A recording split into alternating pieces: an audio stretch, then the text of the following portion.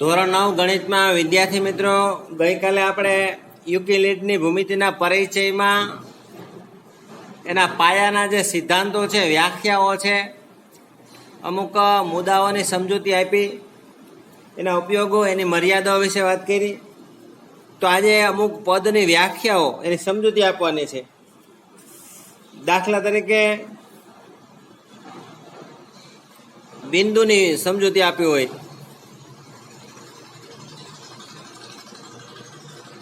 બિંદુ, તો બિંદુ અવ્યાખ્યાયિત પદ છે. બિંદુ અવ્યાખ્યાયિત પદ છે, એટલે વ્યાખ્યા આપી શકાતી નથી. આ પહેલો પોઈન્ટ. પછી બિંદુને આપણે ટપકા દ્વારા દર્શાવે છે. બિંદુ ટપકા, આવી રીતે ટપકા દ્વારા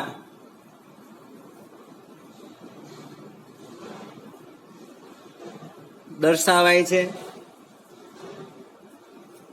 પછીનો પોઈન્ટ આવશે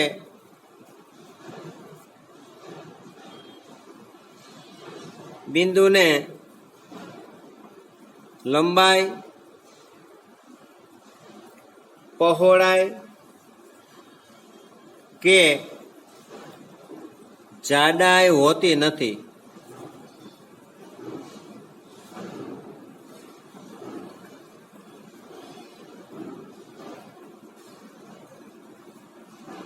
પછી કાગળ ઉપર બિંદુ દર્શાવવું હોય તો કાગળ પર પેન્સિલની અણી વડે ટપકું કરીને બિંદુ દર્શાવી શકાય છે. આ પદ એટલે એની સમજૂતી, ટૂંકમાં તેનો ખ્યાલ મેળવી શકાય છે. પછી આવશે બીજો પોઈન્ટ છે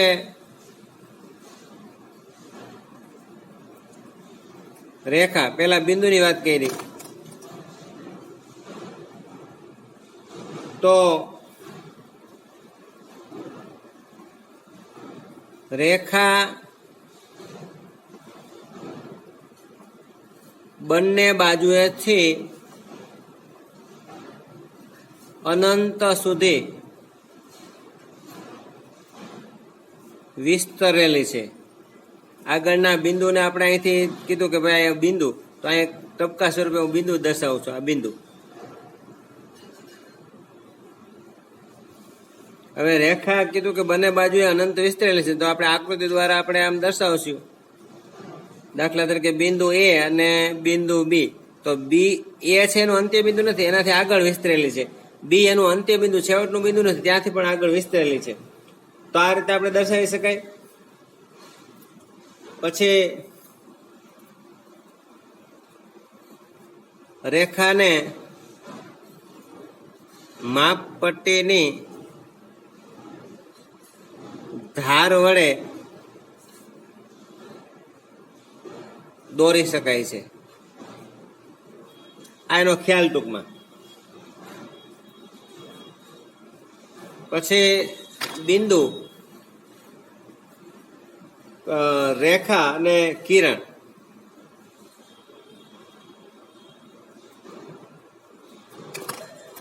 કિરણની વાત કરું તો પેલા આકૃતિનો સહારો લઈ. દાખલા તરીકે મેં આવું કિરણ દોર્યું છે. એથી શરૂ થાય ત્યાં આ એનું ઉદ્ગમ બિંદુ કહેવાય. બી તરફ જાય છે અને ત્યાંથી આગળ બી સુધી પણ આગળ, એટલે અહીં લખી શકાય બિંદુ એ અને બિંદુ એ થી બી તરફના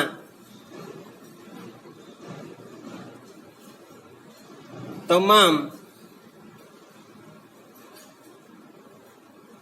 બિંદુઓના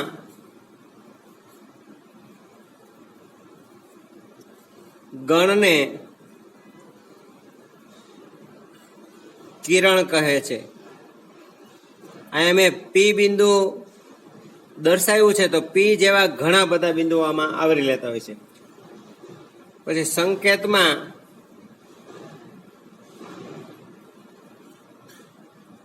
કિરણ એ બી ને કિરણ એ બી વડે દર્શાવાય છે, પણ નવી બુકમાં ક્યાં એનો ઉલ્લેખ નથી કરેલો. પછી અહીંયા બિંદુ એ થી કિરણ શરૂ થાય છે, તો બિંદુ એ કિરણ એ બી નું ઉદ્ભવ બિંદુ છે, ત્યાંથી શરૂ થાય છે ટૂંકમાં. પછી આમ લખી શકાય કે કિરણ એ બી એ બી તરફ અનંત રીતે વિસ્તરેલું છે અથવા તો વિસ્તરેલું છે, કારણ કે એ થી શરૂ જાય છે થાય છે ને પી સુધી હજી આગળ પણ. એટલે આ રીતે આપણે કિરણની વાત કરી. પછી અહીંયા એક રેખામાં ઉમેરી દઉં કે રેખાને સંકેતમાં રેખા એ બી વડે દર્શાવાય છે. મિત્રો, આ વિદ્યા બધા જ સિદ્ધાંતો તમારા પાકા ચોપડામાં સમજતા જવાના. એક ક્લિપ આખી થઈ જાય એટલે પાઉચ કરી સ્થિર કરવાનો મોબાઈલ અને તમારા પાકા ચોપડામાં ઉતારતા જવાના છે. પછી આગળ જોઈ પદમાં તો ખૂણો લઈ લઈએ આપણે. ખૂણો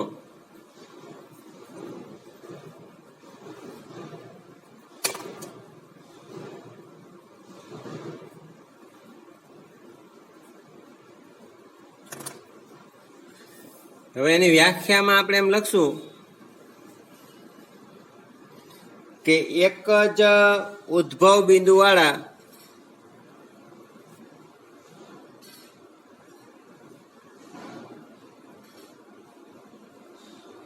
બે ભિન્ન કિરણો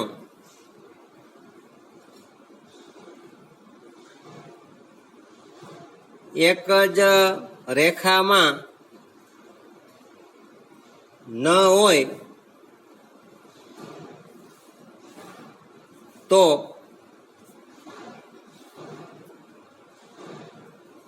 તેમના યોગગણને, એટલે બે કિરણોના યોગગણને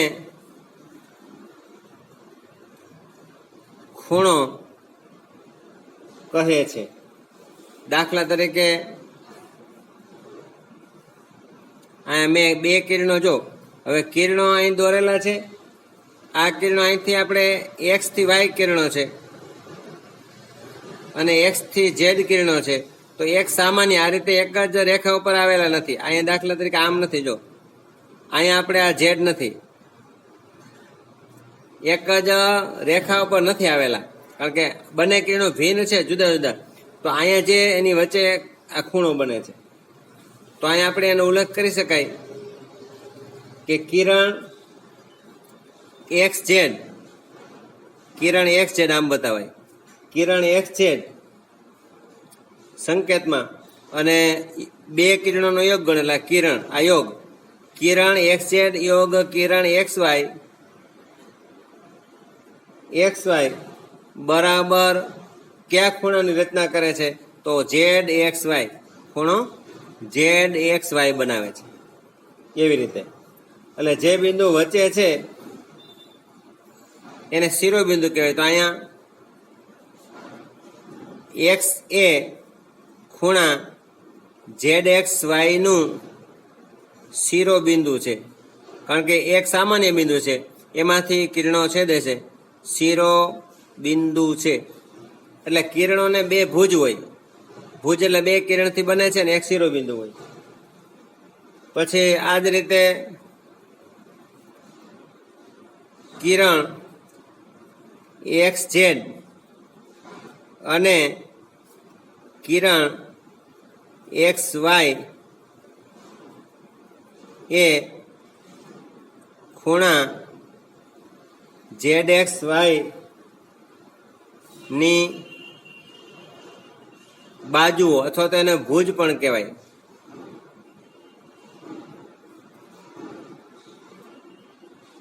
એટલે ટૂંકમાં ખૂણો છે તે બે કિરણોનો ગણ છે, યોગ ગણ છે. તો આવી રીતે દર્શાવાય કે કિરણ XZ અને કિરણ XY નો બનતો ખૂણો ZXY છે. પછીની વ્યાખ્યા આવશે સમતલ.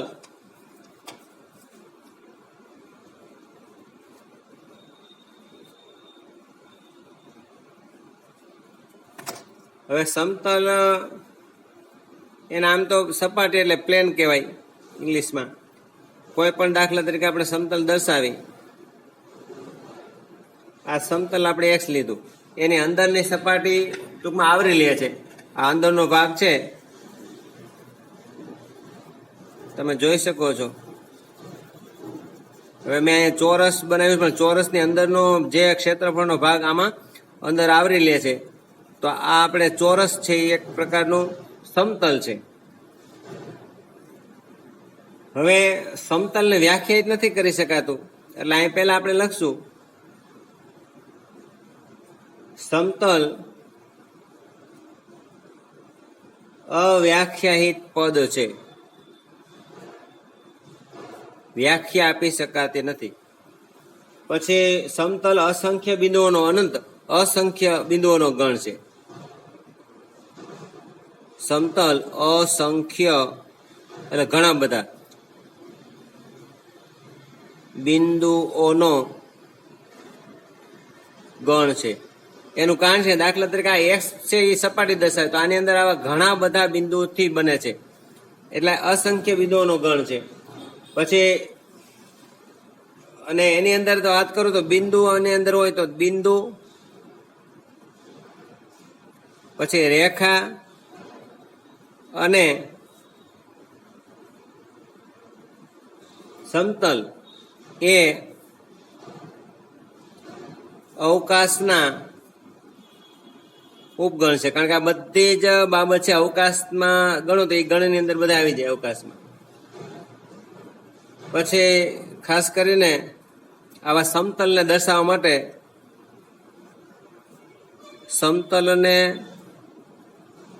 દર્શાવવા માટે ખાસ કરીને ચોરસ, લંબચોરસ, સમબાજુ ચતુષ્કોણ,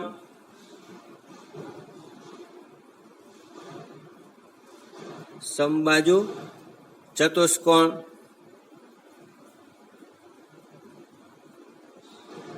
જેવી આકૃતિનો ઉપયોગ થાય છે. અને સંકેતમાં જુદા જુદા સમતલને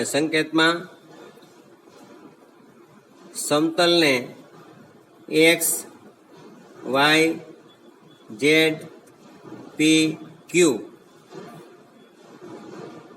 વગેરે વડે દર્શાવાય છે. આપણે આકૃતિમાં જે સમતલ દર્શાવેલું છે X થી છે, એ રીતે Y કે આ રીતે. ત્યારબાદ બીજી રાશિ લઈ સમતલ, પછી વર્તુળની વાત કરવાની મારે.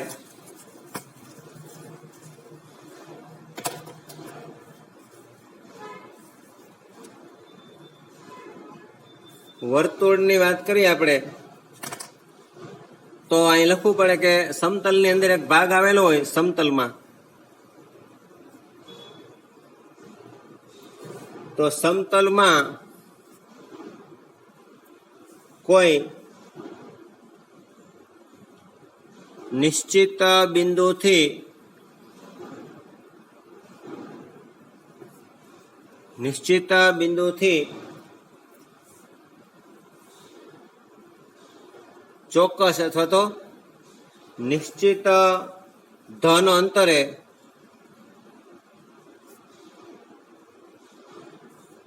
આવેલા તમામ બિંદુઓના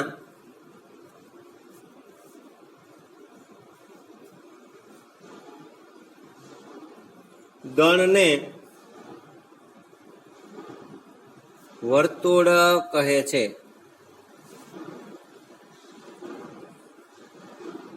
અને સમતલના આ બિંદુને વર્તુળનું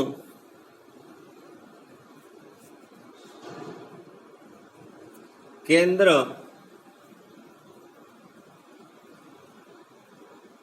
કહે છે.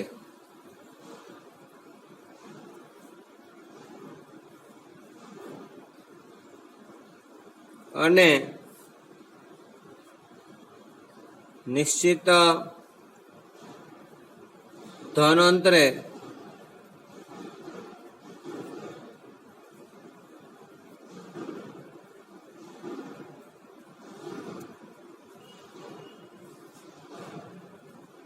નિશ્ચિત ધન અંતરને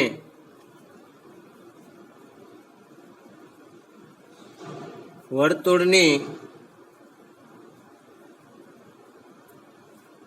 ત્રિજ્યા કહે છે.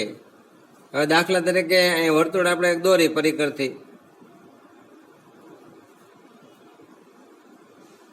તો આ ઓ કેન્દ્ર છે અને વર્તુળ ઉપરનું બિંદુ એ છે, તો આ ઓ થી એ આ ત્રિજ્યા. અહીંયા ઓ છે વર્તુળનું કેન્દ્ર છે અને ઓ એ બરાબર આર વર્તુળની ત્રિજ્યા છે. એટલે ધન અંતર એટલે આપણે ઓ થી અનંત અંતરે લીધું, ઓ થી એ સુધીનું અંતર લીધું અને આ સપાટી પરનો આટલો આંતરેલો ભાગ છે એ વર્તુળની અંદર ઘેરાયેલો છે, તો આનું ક્ષેત્રફળ આટલી જે સમતલનો ભાગ છે એ વર્તુળની અંદર આવી જાય છે. અને એક સમતલની અંદર આવેલું હોય, દાખલા તરીકે આ આખું સમતલમાં હોય, આ સમતલ એક્સ ની અંદર વર્તુળ આવેલું છે, તો વર્તુળ છે એ સમતલનો એક ઉપગણ થાય. અને અહીંયા આપણે સંકેતમાં આમ લખવું હોય કે ભાઈ દાખલા તરીકે વર્તુળમાં જેનું કેન્દ્ર ઓ અને ત્રિજ્યા આર છે, જેને સંકેતમાં વર્તુળમાં ઓ આર વડે દર્શાવાય છે. હવે મારે બોલવું, જો વર્તુળમાં જેનું કેન્દ્ર ઓ અને ત્રિજ્યા આર છે, તો આ જે આપણે વિધાન છે એને આપણે ટૂંકમાં બોલવું હોય તો આમ લખાય કે વર્તુળમાં, એટલે આમ ટપકું વર્તુળ કરીને જેનું કેન્દ્ર ઓ છે ને ત્રિજ્યા આર છે. ટૂંકમાં આ સંકેત છે ઉપરના વિધાનનો સંકેતમાં આમ લખી શકાય. તો ત્યારબાદ આપણે જોઈએ વર્તુળ પછી પછી આવશે ચતુષ્કોણ.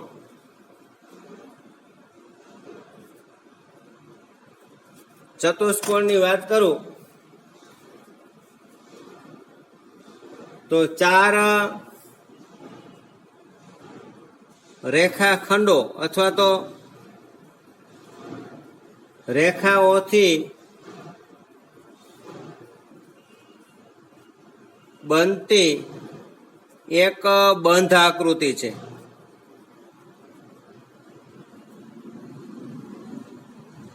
ટૂંકમાં ચાર રેખાખંડોનો યોગગણ એટલે ચતુષ્કોણ અને બંધ આકૃતિ. આપણે આકૃતિમાં આપણે કોઈ ચતુષ્કોણ દર્શાવી, દાખલા તરીકે 1, 2, 3 અને 4 રેખાખંડ છે. અહીંથી આપણે એ, બી, સી અને ડી, તો 4 ખૂણા અને 4 બાજુ તો અંદરનો જે આવરેલો ભાગ છે આ ચતુષ્કોણનો ભાગ છે.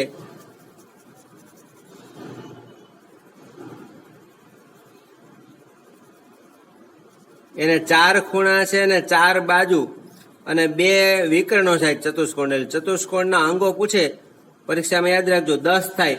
અહીંયા આગળ વચ્ચે તમે દોરો, આ એસી ને જોડી દઉં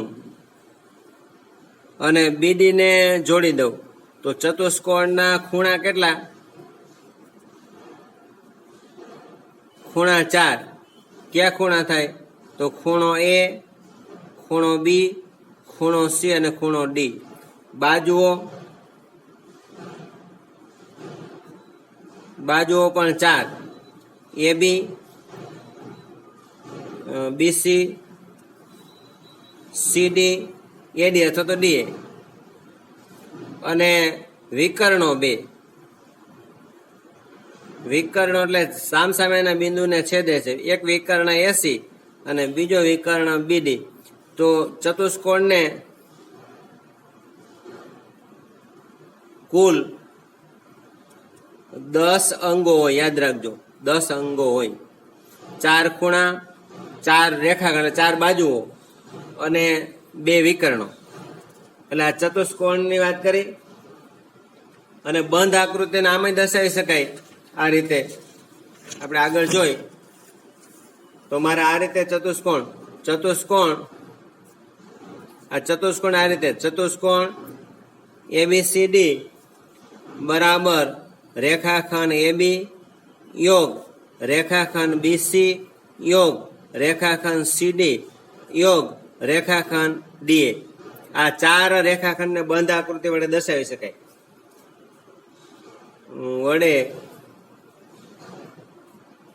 દર્શાવાય છે મિત્રો. ત્યારબાદ આપણે સમાંતર રેખાઓની વાત કરવી છે.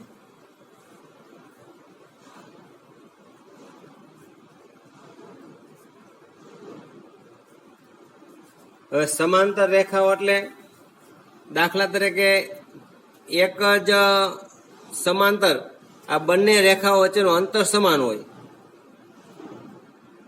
રેખા એલ અને એમ અહીં બતાવું છું તો અહીં લખી શકાય કે જો સમતલીય રેખાઓ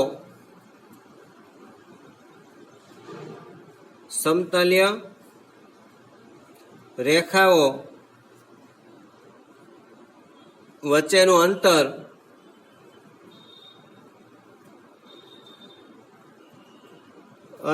હંમેશા સરખું હોય છે, સમાન હોય કે સરખું હોય.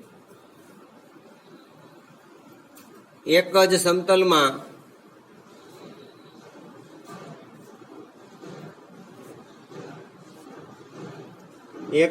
સમતલમાં આવેલી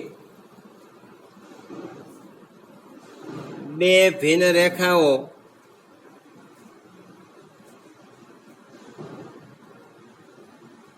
ભિન્ન રેખાઓ પરસ્પર છેદતી ન હોય તો તે રેખાઓને સમાંતર રેખાઓ કહે છે. આ તેની વ્યાખ્યા થઈ. તમે જોઈ શકો છો અહીંયા બંનેનું અંતર છે, સમાન છે. આ બંનેનું અંતર આકૃતિમાં અહીંથી આ દાખલા તરીકે સમાન અંતર. પછીની આપણે વ્યાખ્યા પદ છે 2-4 પછી આપણે સમજી લઈએ. હજી કેટલા મારે છે કે વર્તુળની ત્રિજ્યા છે, રેખાખંડ છે, લંબ રેખાઓ છે. પછીની સેશનમાં લઈ લેશું.